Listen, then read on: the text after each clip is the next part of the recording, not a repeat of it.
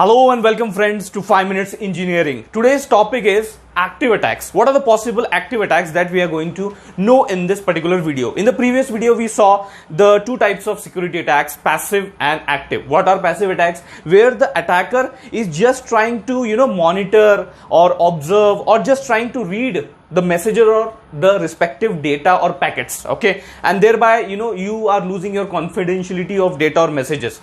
Now what are the active attacks that I mentioned? In that, the attacker is trying to modify, trying to write something, trying to alter, trying to induce some error bits into your data or message and thereby modifying its meaning or making it totally meaningless. That's what is actually happening in the active attacks, and there are possibly 3 active attacks that we are going to discuss in this video.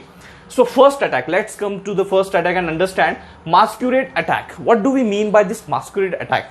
Okay, just focus on this visualization. With the help of this we will understand this respective attack.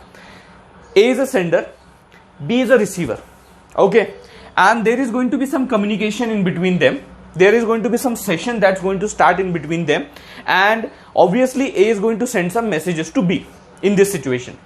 Now A is trying to communicate or send some messages to B. So let's consider A is having its own account, some account, okay, and as it is having some account, it will be having some credentials also for that account, some username, password, something would be there, okay. By using username and password, those credentials, A is trying to log in into his account. Now A is a valid authorized user, okay. I hope you are getting the point. But now what C is an attacker, okay. What this attacker does is trying to steal those or get those respective credentials.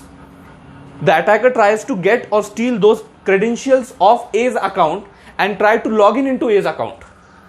Now you can imagine what things can attacker do with the A's account. The first thing, the very basic thing that the attacker could possibly do is that send message to B. Now the attacker can send any type of messages to B, okay, and B is not having any idea that the messages are not sent by A, they are actually sent by an attacker. B is having an idea because from the account of A the messages are delivered to B. So B, the receiver, will assume that whatever the messages are being sent are sent by A, but that's not the reality. The situation is that C, with the help of account of A, is trying to send messages to B. That's the one situation that can happen. And what's the other situation that's possible, that's more worse? That is, A, let's consider A would have paid for some resources or services which are connected with his account, his or her account, okay. So A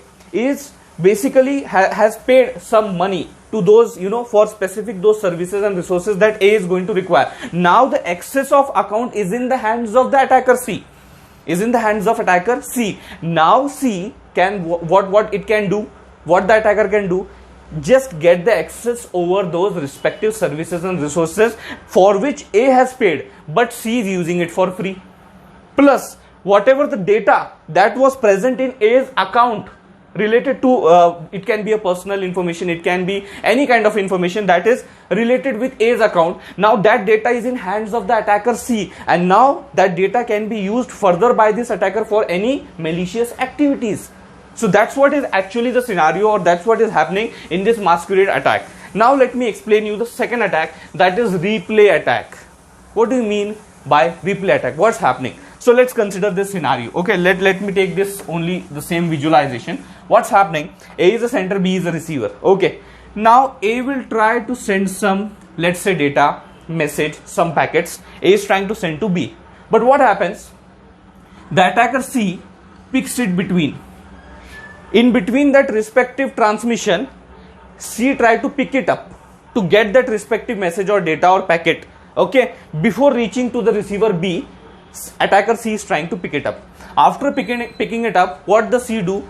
As the normal behavior of active attack, it tries to modify the content, it tries to induce some error bits, try to completely corrupt so these are the possible ways, okay, by which the attacker C can manipulate that respective data or message. It can completely corrupt the respective message, okay. Maybe C don't want whatever the message that is being sent by A should not be understood by B. For that, the error bits or whatever the corruption that is done by the C would be in such a way that the data will become totally meaningless.